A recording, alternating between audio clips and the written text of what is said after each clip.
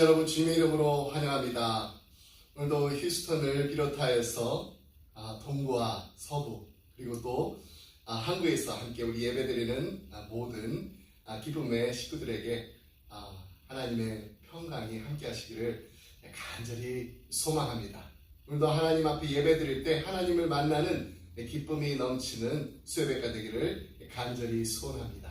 제가 우리 조용히 기도하면서 하나님 앞으로 나아가겠습니다. 하나님 아버지 감사합니다.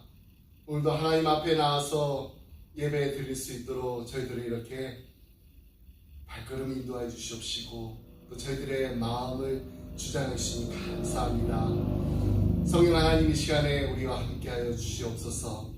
우리들의 마음과 생각과 모든 것이 온전히 하나님 앞에 드려지기를 간절히 원합니다. 주님, 저희들이 하나님 앞에 예배 드릴 때 하나님 예배를 기뻐 받아 주시옵시고 하나님 홀로 영광 받아 주옵소서.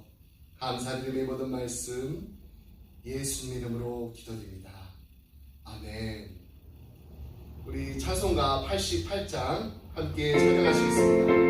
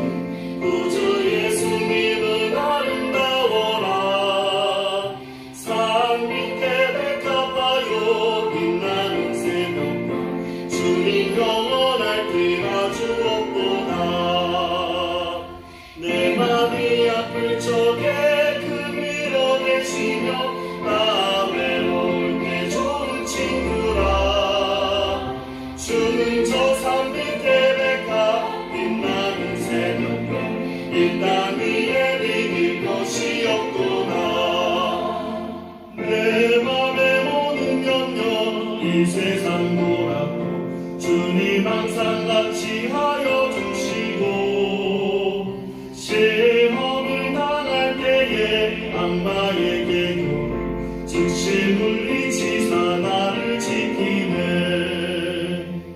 온 세상 날 버려도 주 예수 안 버려 끝까지 나를 돌아보시니 주는 저 산 밑에 백합 빛나는 새벽별 이 땅 위에 믿을 것이 없도다.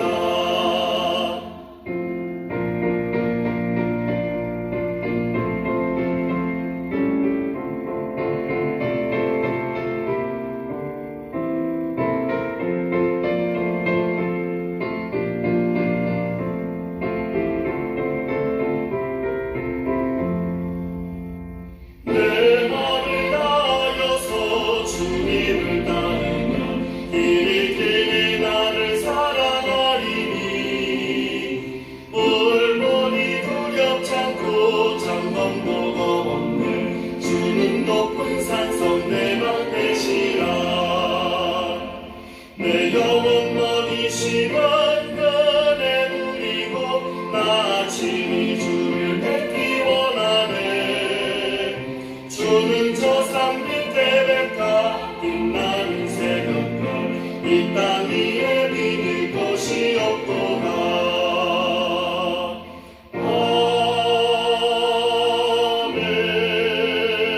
아멘. 찬송가 185장입니다.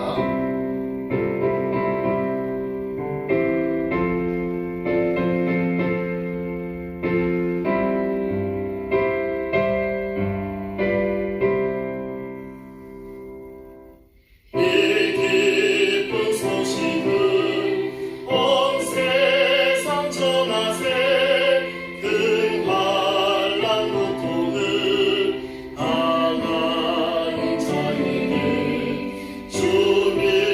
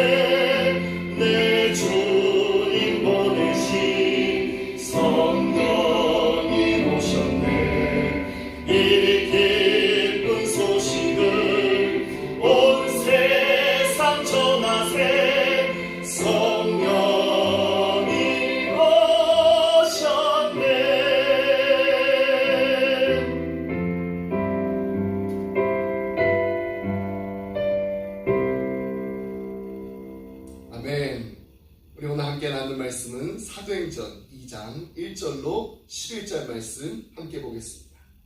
사도행전 2장 1절로 11절 말씀, 우리 말씀 한 절씩 교독하겠습니다. 오순절 날이 이미 이름에 그들이 다 같이 한 곳에 모였더니 호련히 하늘로부터 급하고 강한 바람 같은 소리가 있어 그들이 앉은 온 집에 가득하며 마치 불의 혀처럼 갈라지는 것들이 그들에게 보여 각 사람 위에 하나씩 임하여 있더니 그들이 다 성령의 충만함을 받고 성령이 말하게 하심을 따라 다른 언어들로 말하기를 시작하니라. 그때 경건한 유대인들이 천하 각국으로부터 와서 예루살렘에 머물러 있더니 이 소리가 나매 큰 무리가 모여 각각 자기의 방언으로 제자들이 말하는 것을 듣고 소동하여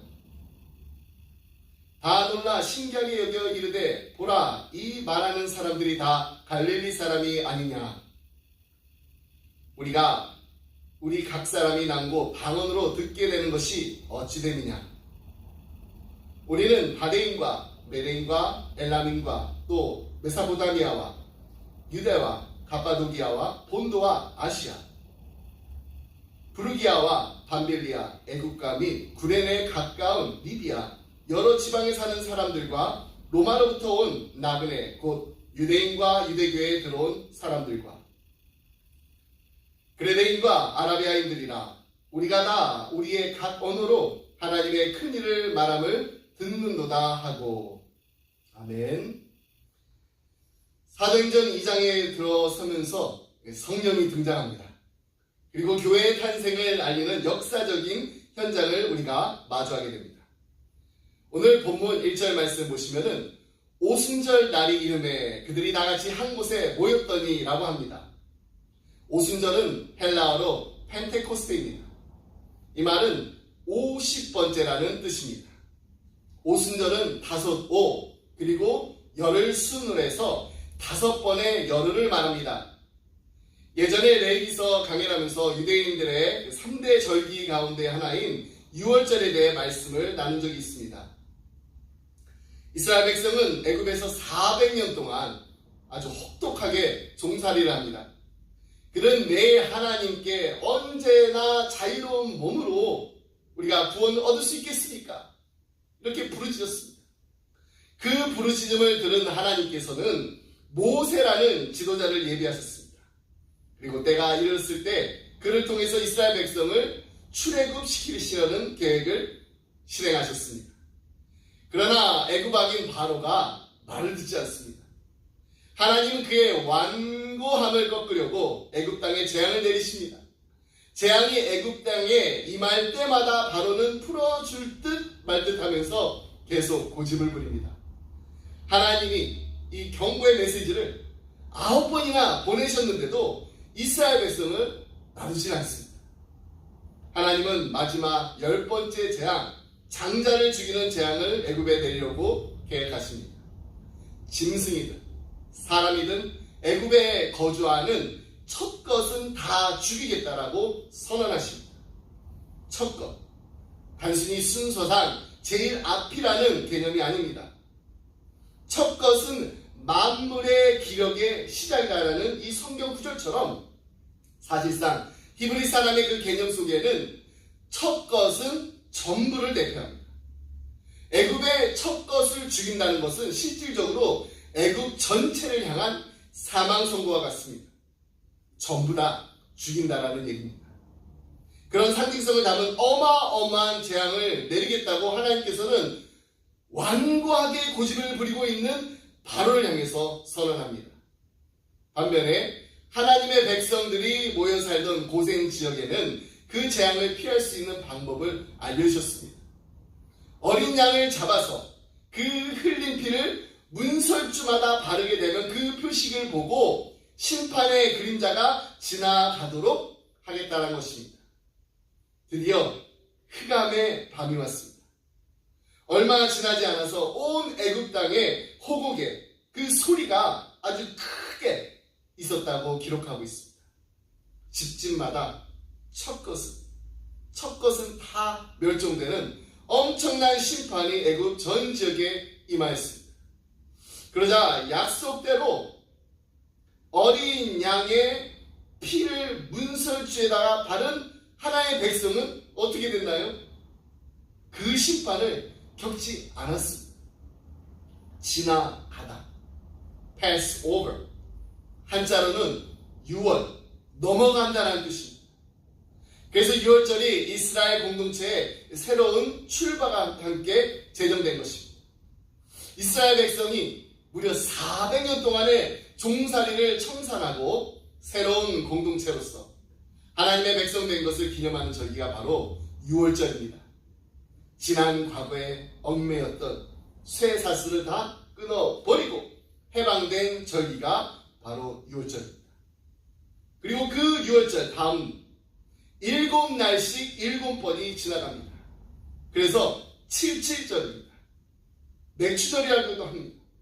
순서대로 하면은 6월절 다음에 77절이 오고 또 그 77절이 끝나는 바로 그날이 50일째 되는 날이기 때문에 오순절이 됩니다. 히브리 사람들이 이 안식일을 굉장히 중요하게 생각했습니다. 7번째 안식일, 그 다음날을 큰 안식일로 지킵니다. 이것이 바로 오순절의 유래입니다. 계절로 따지면은 6월절이 끝나자마자 이스라엘 백성은 보리 첫 이삭을 베기 시작합니다. 첫 이삭, 첫 열매라는 뜻은 바로 예수 그리스도께서 부활의 첫 열매가 되셨다는 의미입니다. 예수 그리스도의 죽음을 상징하는 6월절과 부활절을 지나고 이제 오순절이 오게 됩니다. 그런데 이 오순절에 성령 강림의 사건이 일어난 것입니다. 여러분, 요한복음 20장에 보게 되면요, 이것이 예수님께서 말씀하신 3가지 약속 중에 하나라는 것을 우리가 알 수 있습니다. 첫째로 제자들은 선교 사명을 부여받았습니다. 21절에 보면은 아버지께서 나를 보내신 것 같이 나도 너희를 보내노라고 했습니다. 예수님께서는 자신이 하나님으로부터 사명을 받았음을 깊이 인식하셨고 십자가의 그 순환을 당하고 부활하심으로써 그 사명을 완성하셨습니다. 그리고 아버지가 아들을 보내심, 이제 아들이 제자들을 보내심으로 발전하고 있음을 보게 됩니다. 이로써 제자들은 사도로서의 그 사명을 부여받게 된 것입니다. 이 세상에 그리스도의 사역은 이제 다 끝나고 그 복음 사역을 이제 제자들에게 위임하신 것입니다. 그들은 예수님께서 행하신 그 모든 사역의 증인들이었습니다. 그들이 전한 것은 무엇인가요? 바로 그들이 보고 들은 모든 것이었습니다. 그리스도의 부활 복음을 온 세계에 전할 그 사명이 그들에게 부여됐던 것입니다. 이처럼 그리스도의 대리자로서 복음을 전파하도록 파송된다는 것, 너무나도 영광스러운 일입니다. 예수님께서는 우리를 복음의 전도자로 부르셨습니다. 임명하셨습니다. 그러므로 우리는 확신에 찬 목소리로 이 부활의 복음, 구원의 복음을 온 세계에 선포해야 합니다. 둘째로 제자들은 성령을 부여받았습니다. 이 말씀을 하시고 그들을 향하사 숨을 내쉬며 이르시되 성령을 받으라. 이 말씀은 하나님께서 아담을 창조하실 때 그 광경을 연상케 합니다. 하나님은 흙으로 사람을 지으시고는 그 코에 생기를 불어넣으셨는데 예수님께서는 제자들을 향하여 숨을 내쉬며 생기가 아닌 성령을 받으라고 말씀하신 것입니다. 이것은 선악과로 인해서 끊어졌던 그 하나님과의 관계가 회복되는 재창조의 이야기입니다. 부활하신 예수님께서 하신 가장 놀라운 약속은 성령을 우리에게 부어 주신다는 것입니다. 우리 인간에게 성령이 임한다는 것, 이건 정말 인간에게 일어날 수 있는 최고의 기적입니다. 다시 정리하면 부활하신 우리 주님이 하나님의 아들로서 이 죄악에 빠지고 염려에 떨고 있는 제자들을 향해서 숨을 내쉬면서 평강이 있을지어다 성령을 받으라고 하신 것은 재창조의 역사를 선언하신 것입니다. 이것은 우리 안에 하나님의 능력이 임하는 것을 의미합니다. 누가복음 24장 9절에 보면은 우리가 성령을 받는 것을 능력을 입히운다라고 말씀하십니다. 마치 옷을 입는 것 같은 비유입니다. 흙으로 빚어진 그 몸에 하나님의 생기가 들어가자 그가 곧 생명이 된 것처럼 에스겔이 본 그 환상 중에 본 골짜기의 마른 뼈들의 그 사건에서 마른 뼈에 생기가 들어가자 그 뼈들이 살아서 움직였던 것처럼 우리 성도 개개인에 있어서 성령은 바로 이 생기와 같은 것입니다. 그러므로 예수님께서는 승천하시기 전에 제자들에게 성령의 충만을 받기까지 예루살렘을 떠나지 말고 기다리라고 명하셨던 것입니다. 마지막으로 제자들은 이 죄사함의 능력을 부여받았습니다. 23절에 보면은 너희가 누구의 죄든지 사하면은 사하여질 것이요 누구의 죄든지 그대로 두면 그대로 있으리라고 하시니라. 이 말씀은 회개의 복음을 전할 의무가 우리 전도자들에게 있다는 것입니다. 그들에게 부여된 죄사함의 능력, 이것은 바로 성령의 능력입니다. 즉 회개의 복음이 전하여져서 회개의 역사가 일어나게 되면은 성령의 능력으로 죄사함이 행해진다라는 말씀입니다. 목자는요 이 말씀을 문자적으로 해석하여서 제자들에게 죄의 사명권이 있는 것처럼 오해하기도 합니다. 절대로 오해해서는 안 됩니다. 이 말씀은요 제자들의 그 죄의 사명권에 대한 언급이 아닙니다. 복음 증거에 있어서 제자들의 막중한 책임감을 강조하고 있는 말씀입니다. 즉 제자들이 복음을 증거할 때 복음을 듣는 자가 복음을 받아들이고 회개의 열매를 맺게 되면은 결과적으로 죄에 대한 용서가 이루어지는 것입니다. 우리 죄를 사함받는 방법 단 한 가지밖에 없습니다. 그것은 바로 우리 죄를 위하여서 단번에 완전히 희생하신 그 희생을 감당하신 예수 그리스도를 믿고 회개하는 것입니다. 이에 대해서 요한 1서 1장 9절에서 이렇게 약속하고 있습니다. 만일 우리가 우리 죄를 자백하면 저는 미쁘시고 의로우사 우리 죄를 사하시고 모든 불의에서 우리를 깨끗게 하실 것이라고 약속하셨습니다. 또한 사도행전 2장 38절에도 너희가 회개하여 각각 예수 그리스도의 이름으로 세례를 받고 죄사함을 얻으라 그리하면 성령을 선물로 받으리라고 말씀하고 있습니다. 우리는 예수님의 증인으로서 날마다 성령님과 함께 동행하면서 이 회개의 복음을 선포해야 합니다. 회개의 복음을 받아들인 곳에서는 틀림없이 성령의 도우심으로 죄사함의 역사가 일어날 것입니다. 그러므로 이 세상 곳곳에서 죄사함의 역사가 일어나도록 열심히 그리고 끝까지 복음 전파의 사명을 감당해 나가는 증인이 되기 위해서 우리는 성령 충만해야 하는 것입니다. 여러분 그렇다면 성령 충만한 교회의 모습 어떤 모습일까요? 오늘 본문 말씀을 통해서 세 가지를 우리가 살펴볼 수가 있습니다. 첫 번째로 성령 충만한 교회의 모습은 바람과 같다고 했습니다. 2절 말씀에 보면 호련히 하늘로부터 급하고 강한 바람 같은 소리가 있어 그들이 앉은 온 집에 가득하며 우리가 여기서 어떻게 설명할 수 있습니까? 보통 바람은 어떻게 불어오나요? 어디서 불어오나요? 옆으로 불어옵니다. 그런데 오늘 본문 말씀 보니까 하늘로부터 불어닥쳤습니다. 바람이 갑자기 불었습니다. 여러분 바람은 머무를 수가 없습니다. 바람이 머물게 되면 그건 바람이 아닙니다. 근데 이 바람은 하늘로부터 오더니 그들이 앉아있는 온 집에 가득 머물러 있었습니다. 성경에 보면 바람은 종종 파워, 능력으로 해석되는 것을 볼 수가 있습니다. 그런데 요한복음 3장에 보면은 예수님께서 니고데모에게 중생에 대해 설명하실 때 이렇게 말씀하셨습니다. 요한복음 3장 3절로 8절 말씀입니다. 예수께서 대답하여 이르시되 진실로 진실로 내게 이르노니 사람이 거듭나지 아니하면 하나님의 나라를 볼 수 없느니라. 니고데모가 이르되 사람이 늙으면 어떻게 날 수 있사옵나이까? 두 번째 모태에 들어갔다가 날 수 있사옵나이까? 예수께서 대답하시되 진실로 진실로 내게 이르노니 사람이 물과 성령으로 나지 아니하면 하나님의 나라에 들어갈 수 없느니라.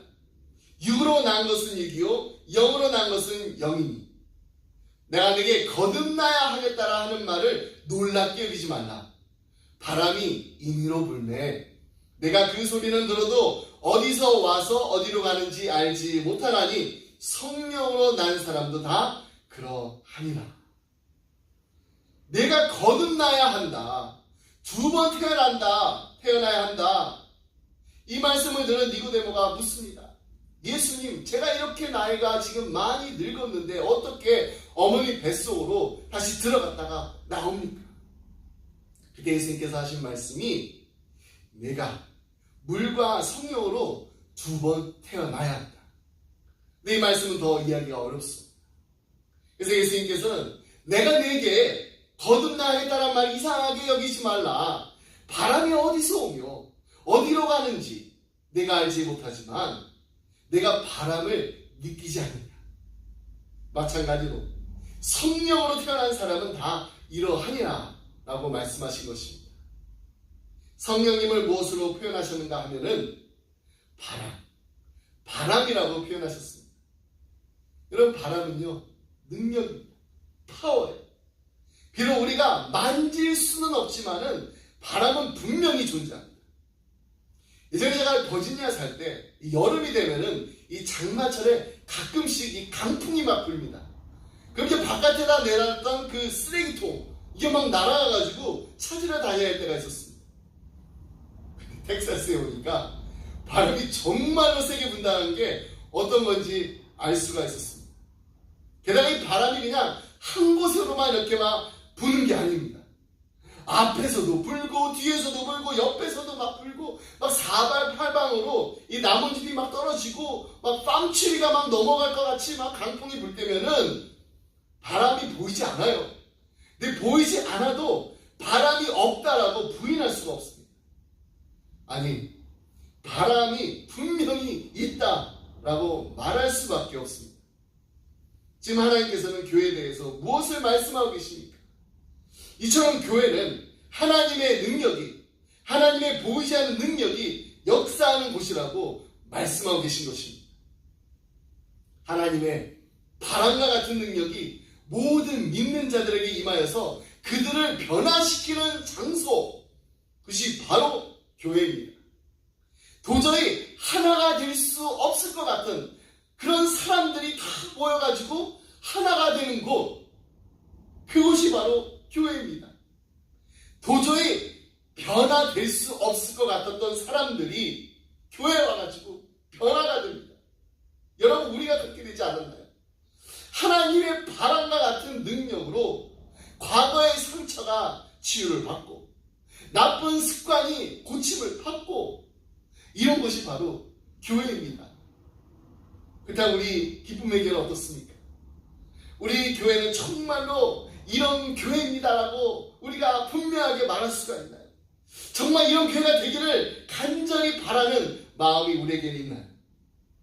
우리 기쁨의 교회가, 그리고 우리 기쁨의 가정이 정말 이런 모습이 되려면은 보이지 않는 하나님의 능력을 믿으시길 바랍니다.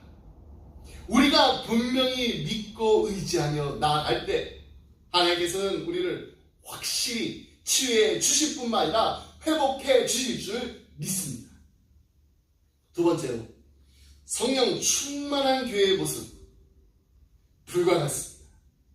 3절 말씀 보겠습니다. 마치 불의 혀처럼 갈라지는 것들이 그들에게 보여 각 사람 위에 하나씩 임하여 있더니. 요즘 많이 그런 것 같지 않아요. 그런데 한때 이렇게 기도원에 가게 되면은, 또 부흥에 가게 되면은 이 부흥 강사들이 불 받아라! 불 받아라! 이렇게 설교하곤 했습니다. 여러분, 오늘 본문 말씀 우리가 잘 읽어보면은 불이 아닙니다. 불이 혀같이 갈라지는 것이라고 했습니다. 왜 불에 혀라고 했을까요? 불에 혓바닥이 있다는 것입니다. 여러분, 불을 이렇게 피우게 되면 불이 이렇게 동그랗게 피우지 않고 막 불꽃 끝이 이렇게 삐죽삐죽하게 혓바닥처럼 갈라집니다. 그것을 불의 혀같이라고 표현했습니다. 그러니까 불 받아라가 아니라 불꽃이 임한다 라고 해야 됩니다. 근데 이 불꽃이 구약에 보면은 어디에서 임하나요? 모세가 광야에서 하나님을 만날 때 임하였습니다. 출애굽기 3장 1절로 4절 말씀입니다. 모세가 그의 장인 미디안 제사장 이드로의 양떼를 치더니 그 떼를 광야 서쪽으로 인도하여 하나님의 산 호렙의 이름에 여호와의 사자가 떨기나무 가운데로부터 나오는 불꽃 안에서 그에게 나타나십니다. 그가 보니 떨기나무에 불이 붙었으나 그 떨기나무가 사라지지 아니하는지라. 이에 모세가 이르되 내가 돌이켜서 가서 이 큰 광경을 보리라. 떨기나무가 어찌하여 타지 아니하는고 하니 그때 여호와께서 그가 보려고 돌이켜 오는 것을 보신지라.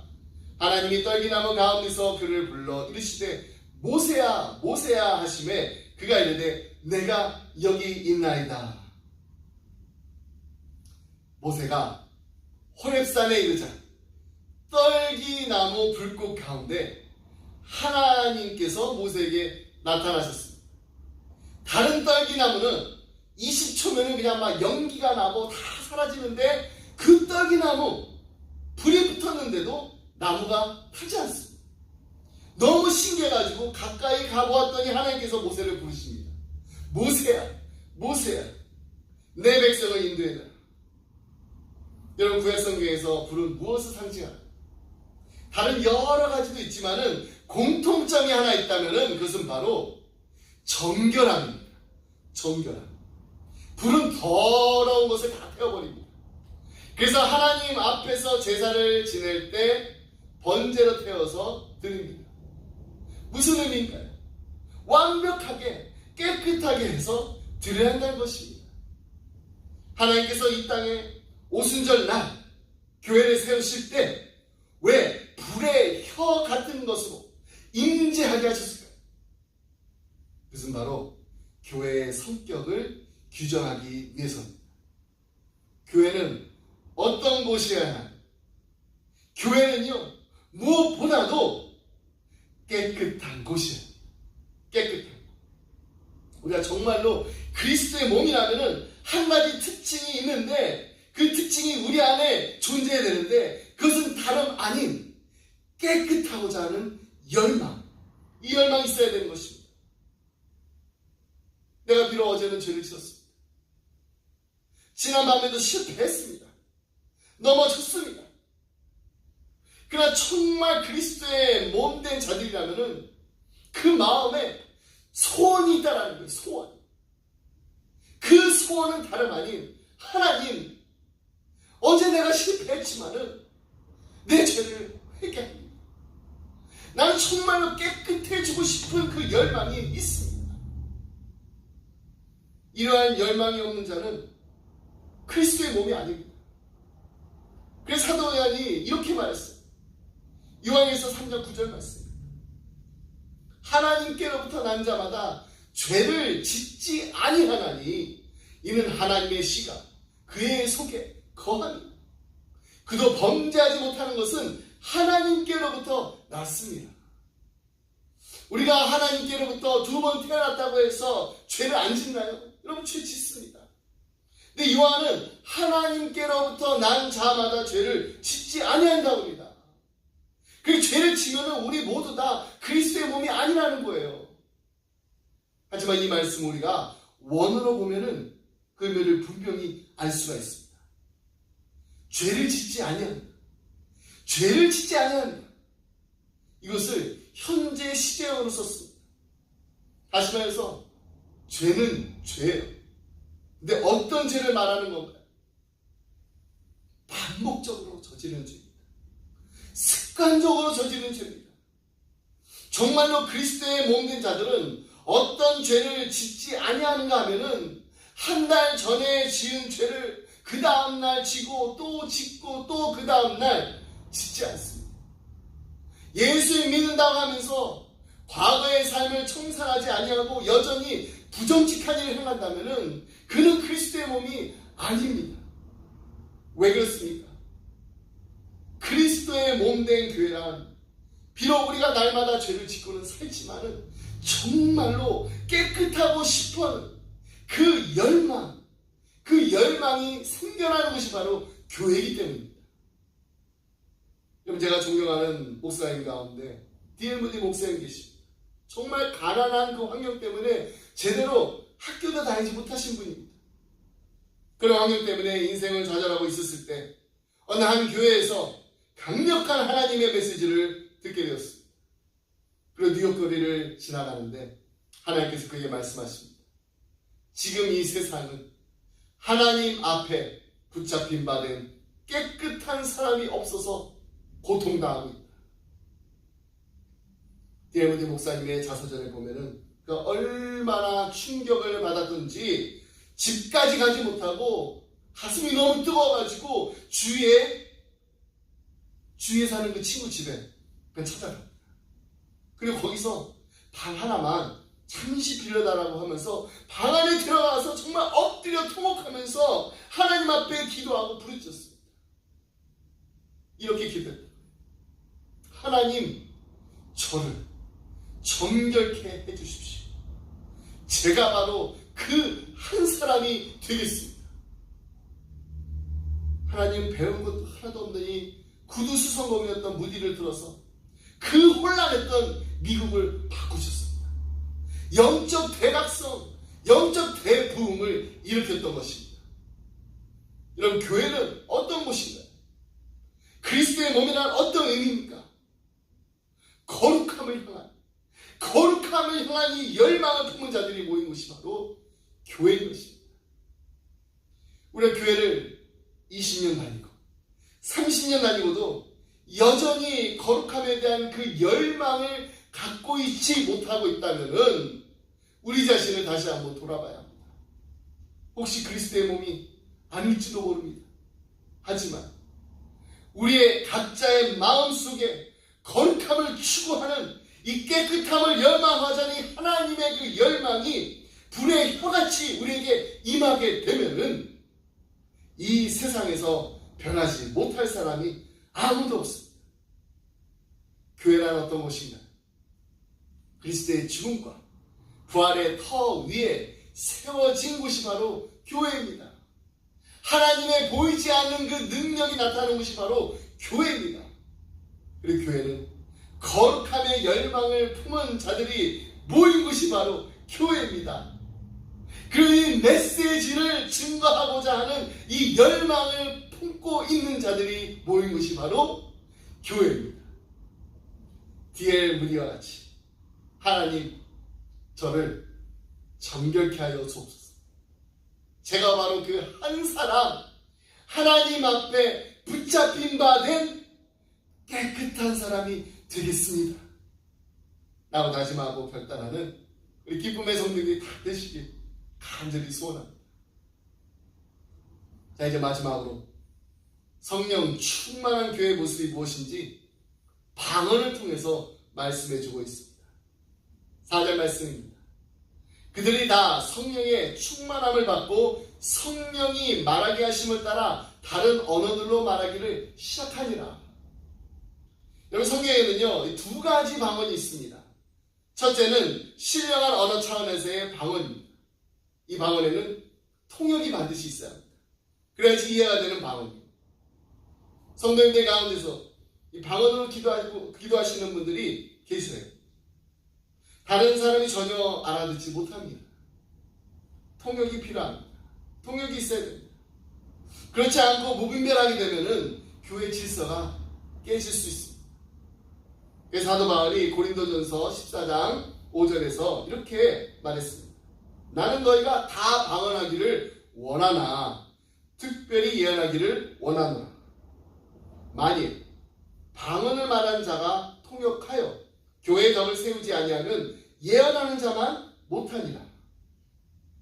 여기에서 말한 예언, 이 예언은 장래에 일어날 일에 대해서 미리 말하는 이 좁은 의미에서의 그 예언, prediction을 가리키는 게 아니라 넓은 의미에서 말씀을 가르치는 은사인 예언, prophecy를 말하는 것입니다.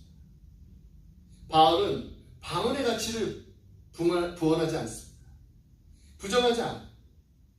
그러므로 모든 성도들이 다 방언하기를 원한다라고 말하고 있습니다.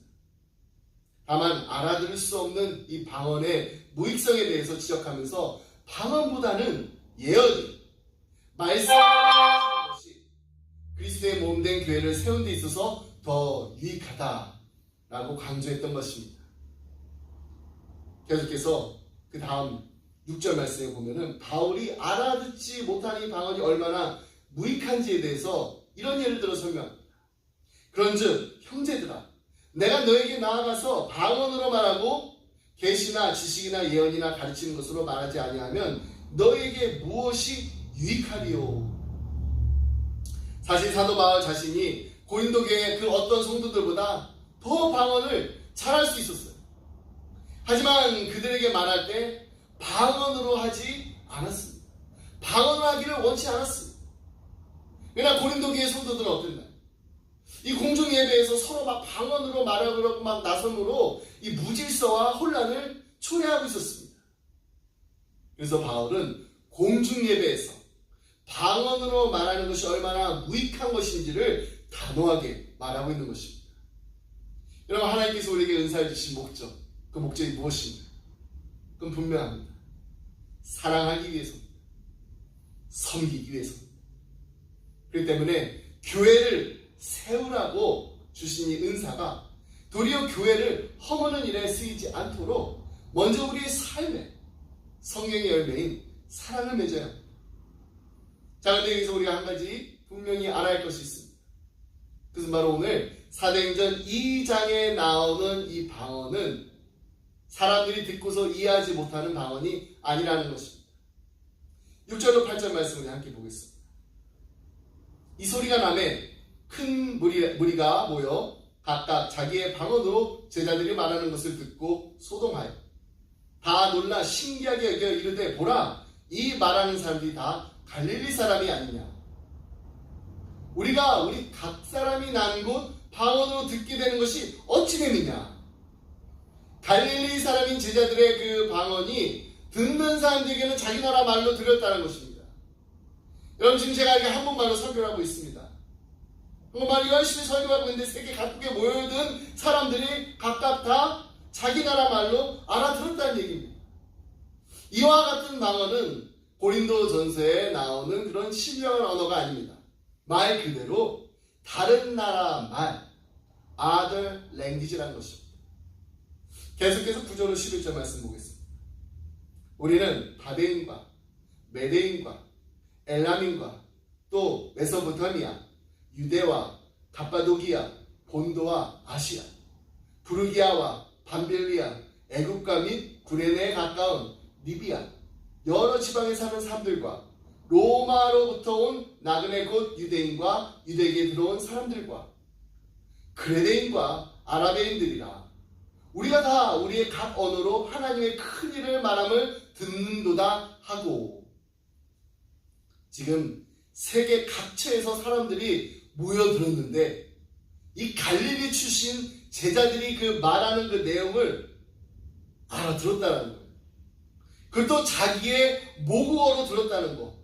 이거 얼마나 놀라운 일입니다. 오늘날 이런 방언을 하는 사람을 보셨나요? 사도행전에서 나타난 방언은 적어도 이런 방언이었습니다. 요즘 무엇인가? 제자들이 하나님의 말씀을 증거하는데, 십자가의 도를 전하는데 아무런 불편이 없었다는 것입니다. 그래서 학자들은 이 사도행전 2장의 그 사건을 바벨탑이 회복되는 사건이라고도 말합니다. 왜 그런가요? 바벨탑에서 언어가 혼탁해졌어요. 이날 혼탁해졌는데 이날만큼은 의사가 다 소통됐다. 근데 더 놀라운 거, 의사소통이 되어서 무엇을 이야기했냐라는 것입니다. 무엇을 이야기? 11절 말씀 다시 한번 보겠습니다. 그레데인과 아라비아인들이라 우리가 다 우리의 각 언어로 하나님의 큰 일을 말함을 듣는도다 하고, 무엇을 들었나요? 하나님의 큰 일을 말함을 들었다고 했습니다.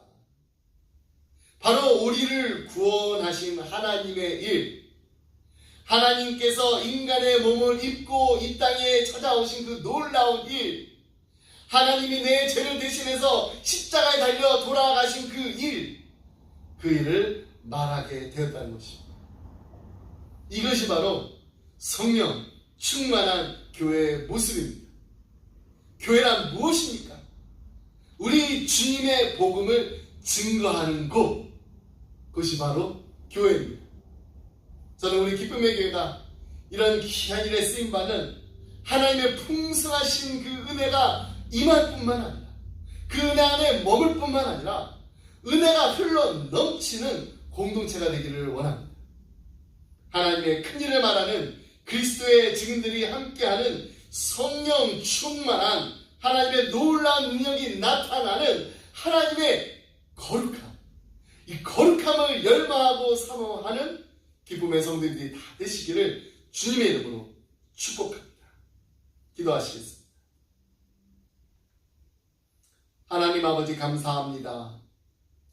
우리에게 성령을 보내주셔서 예수 그리스도께서 제자들에게 가르치신 모든 일들을 기억나게 하시고, 우리 주님의 가르치심에 순종하며 살 수 있는 능력을 주심을 감사드립니다.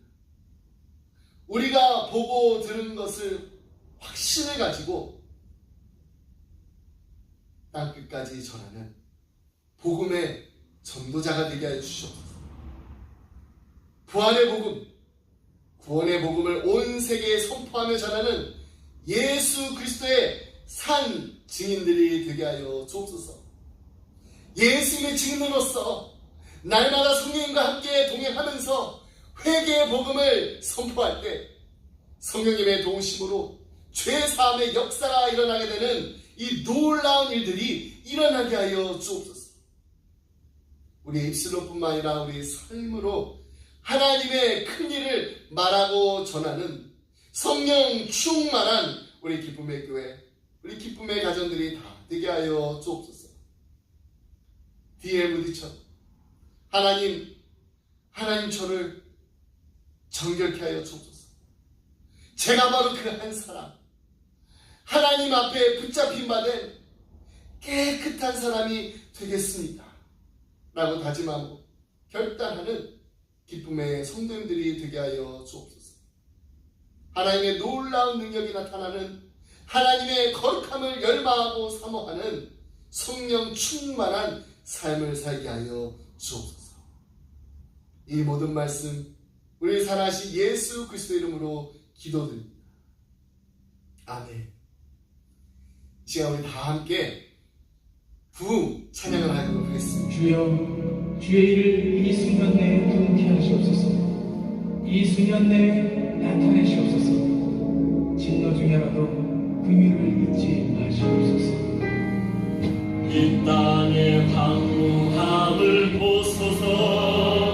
하늘의 하나님, 긍휼을 베푸시는 주여, 우리의 죄악 용서하소서. 이 땅 고쳐주소서.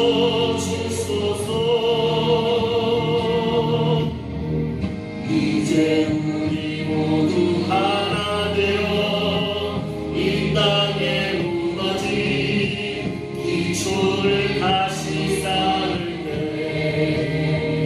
우리의 우상들을 태우신 성령의 문 임하소서. 불길 가운데 하소서.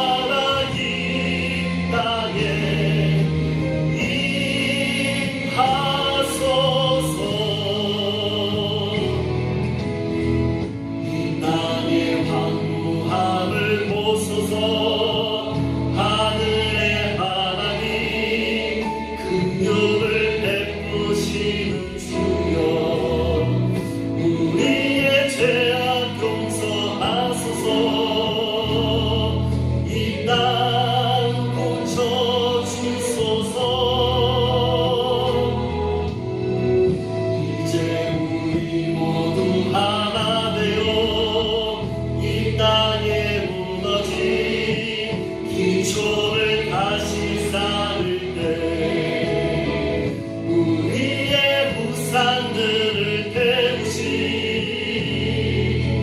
성령의 물 임하소서 능력의 불길 타오르게 하소서 진리의 말씀 이 땅 새롭게 하소서 은혜의 강물 흐르게 하소서 성령의 바람 이제 불어와 오 주의 영광 가득한 새날 주소서 오 주님 나라 이 땅에 임하소서 노홍의 불길 타오르게 하소서 진리의 말씀 이 땅 새롭게 하소서 은혜의 강물 흐르게 하소서 성령의 바람 이제 불어와 오 주의 영광 가득한 새날 주소서 오 주님 나라 이 땅에